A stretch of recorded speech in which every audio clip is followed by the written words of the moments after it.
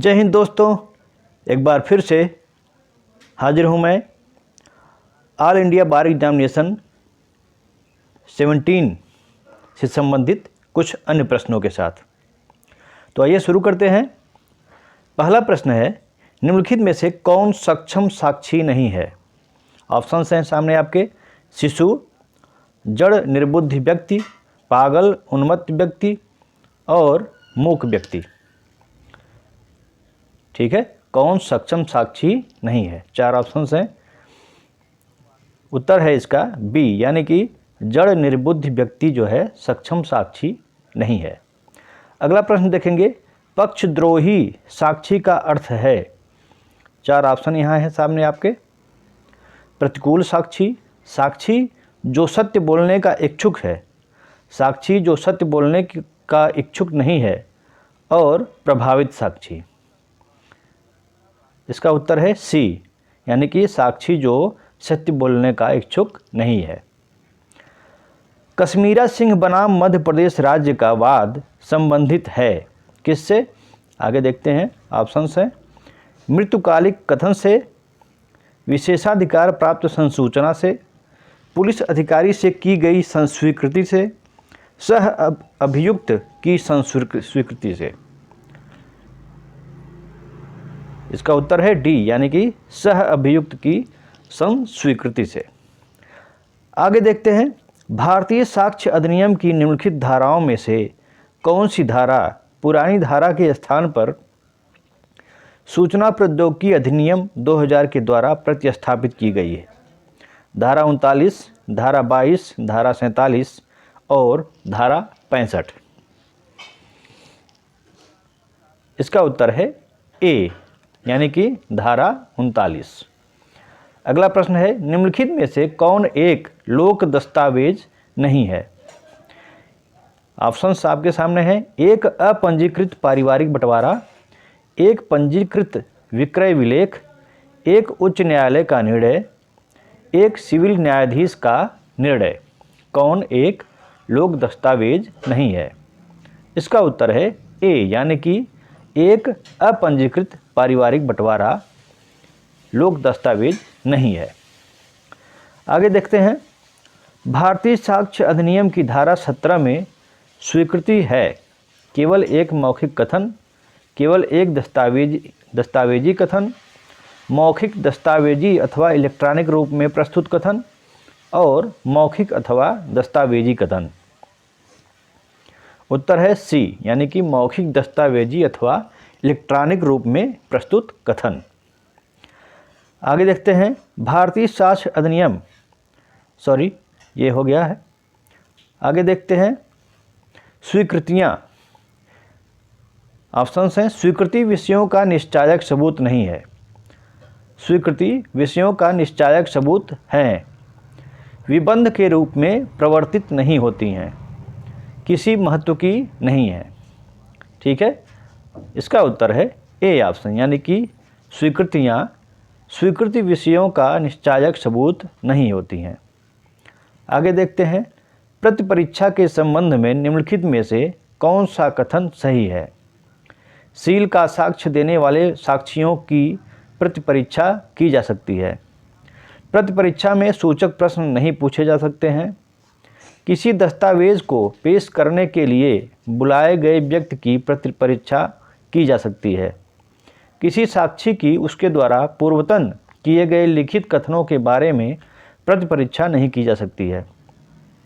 इसका उत्तर है option A, यानी कि सील का साक्ष्य देने वाले साक्षियों की प्रतिपरीक्षा की जा सकती है। आगे देखते हैं, दंड प्रक्रिया संहिता के अंतर्गत आजीवन कारावास के दंडादेश का लघुकरण कौन कर सकता है? ऑप्शंस हैं। समुचित सरकार, भारत का राष्ट्रपति, राज्य का राज्यपाल और केंद्रीय सरकार। दंडादेश का लघुकरण कौन कर सकता है? उत्तर देखेंगे इसका ए, यानी कि समुचित सरकार। मामलों और अपीलों को एक न्यायालय से दूसरे उच्च न्यायालय को अंतरित करने की उच्चतम न्यायालय की शक्ति का प्रयोग निम्नलिखित में से किस एक के आवेदन पर किया जा सकता है? संबंधित उच्च न्यायालय के रजिस्ट्रार द्वारा, भारत के महान्यायवादी द्वारा, भारतीय विधिज्ञ परिषद के अध्यक्ष द्वारा, भारत के महासॉलिसिटर द्वारा। इसका उत्तर है बी, यानी कि भारत के महान्यायवादी द्वारा। 10 वर्ष की अवधि के कारावास का दंडादेश निम्नलिखित में से किसके द्वारा दिया जा सकता है? ऑप्शंस हैं प्रथम वर्ग मजिस्ट्रेट का न्यायालय, मुख्य न्यायिक मजिस्ट्रेट का न्यायालय, सहायक सत्र न्यायाधीश, मुख्य महानगर मजिस्ट्रेट का न्यायालय। 10 वर्ष की अवधि के कारावास का दंडादेश किसके द्वारा दिया जा सकता है? उत्तर है सी, यानी कि सहायक सत्र न्यायाधीश द्वारा। एक प्राइवेट व्यक्ति किसी व्यक्ति को कब गिरफ्तार कर सकता है? जो एक अपराधी है, उसकी उपस्थिति में असंज्ञेय अपराध करता है, उसकी उपस्थिति में जमानतीय अपराध करता है, उसकी उपस्थिति में संज्ञेय और गैर जमानती अपराध करता है। इसका उत्तर है डी ऑप्शन, यानी कि उसकी उपस्थिति में संज्ञेय और गैर जमानती अपराध करता है। आगे देखते हैं, दंड प्रक्रिया संहिता की धाराओं में सत्र न्यायालय के समक्ष विचारण का प्रावधान है। धारा 225 से 237 तक, धारा 238 से 243 तक, धारा 251 से 259 तक और धारा 260 से 265 तक। ठीक है, इसका उत्तर है ए ऑप्शन, यानी कि धारा 225 से 237 तक। अगला प्रश्न देखते हैं, यदि किसी अभियुक्त के पास यथेष्ट साधन नहीं है कि वह अपने बचाव के लिए प्लीडर रख सके, तो सत्र न्यायालय उसकी प्रतिरक्षा के लिए राज्य व व्यय पर उसे प्लीडर उपलब्ध कराएगा। यह प्रावधान दंड प्रक्रिया संहिता की किस धारा के अंतर्गत है? धारा 301, धारा 304, धारा 306 और धारा 305। उत्तर है बी, यानी कि धारा 304 के तहत। आगे देखते हैं, दंड प्रक्रिया संहिता की धारा 306 के अधीन निम्नलिखित में से कौन किसी सह अपराधी को क्षमादान करने के लिए अधिकृत नहीं है? मेट्रोपॉलिटन मजिस्ट्रेट, द्वितीय श्रेणी का मजिस्ट्रेट, मुख्य न्यायिक मजिस्ट्रेट, प्रथम श्रेणी का मजिस्ट्रेट। इसका उत्तर है बी, यानी कि द्वितीय श्रेणी का मजिस्ट्रेट। अगला प्रश्न है, दंड प्रक्रिया संहिता की कौन सी धारा यह उपबंध करती है कि किसी व्यक्ति द्वारा किसी पुलिस अधिकारी से अन्वेषण के दौरान किया गया कोई कथन यदि लेखबद्ध किया जाता है तो कथन करने वाले व्यक्ति द्वारा हस्ताक्षरित नहीं किया जाएगा? ऑप्शंस हैं धारा 164, धारा 163, धारा 162 और धारा 161। उत्तर है सी, यानी कि धारा 162।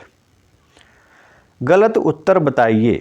प्रथम सूचना रिपोर्ट का अर्थ है, ऑप्शंस हैं किसी संज्ञेय अपराध के संबंध में सूचना, सूचना किसी पुलिस अधिकारी को दी गई है, सूचना समय के अनुसार प्रथम होनी चाहिए, इसे सदैव लिखित होना चाहिए। गलत बताना है चारों ऑप्शनों में से। आगे देखते हैं उत्तर डी, यानी कि इसे सदैव लिखित होना चाहिए। आगे, दंड प्रक्रिया संहिता की कौन सी धारा किसी प्राइवेट व्यक्ति को, किसी ऐसे व्यक्ति को जो संज्ञेय अपराध करता है, गिरफ्तार करने का अधिकार देती है? धारा 144, धारा 42, धारा 43 और धारा 45। इसका उत्तर है सी, यानी कि धारा 43, 43। आगे देखते हैं, अन्वेषण का उद्देश्य होता है अभियुक्त को दंडित करना, अभियुक्त को दोष मुक्त करना, साक्ष्य एकत्र करना, अभियुक्त को दोष सिद्ध करना। इसका उत्तर है सी, यानी कि साक्ष्य एकत्र करना अन्वेषण का उद्देश्य होता है। आगे देखते हैं, दंड प्रक्रिया संहिता की किस धारा के अंतर्गत सत्र न्यायाधीश अपनी अपीलीय शक्तियों का प्रयोग करता है? धारा 373, धारा 376, धारा 397 और धारा 398। उत्तर है इसका ए, यानी कि धारा 373। दंड प्रक्रिया संहिता की किस धारा के अंतर्गत एक अभियुक्त व्यक्ति स्वयं सक्षम साक्षी हो सकता है? ऑप्शंस हैं धारा 311, धारा 313, धारा 315 और धारा 319। इसका उत्तर है सी, यानी कि धारा 315 के अंतर्गत एक अभियुक्त व्यक्ति स्वयं सक्षम साक्षी हो सकता है। 2 वर्ष से अधिक अवधि के कारावास से दंडनीय अपराध का संबंध है। ऑप्शंस हैं सम्मन मामले में, वारंट मामले में, उपर्युक्त दोनों में से किसी से, उपरोक्त में से किसी से नहीं। उत्तर है बी, यानी कि वारंट मामले में। मुख्य न्यायिक मजिस्ट्रेट कौन सा दंडादेश पारित कर सकता है?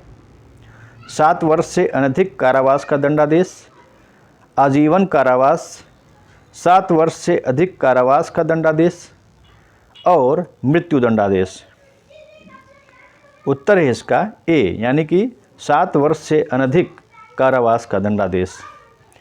निम्नलिखित में से कौन दंड प्रक्रिया संहिता 1973 की धारा 125 के अंतर्गत भरण पोषण प्राप्त करने का अधिकारी नहीं है? ऑप्शंस हैं अधर्मज अवयस्क संतान, सहोदर भाई, पिता और तलाकशुदा पत्नी। इसका उत्तर है बी, यानी कि सहोदर भाई। ठीक है, ये था कुछ प्रश्न। आगे फिर से कुछ नए प्रश्नों के साथ उपस्थित होंगे। जय हिंद।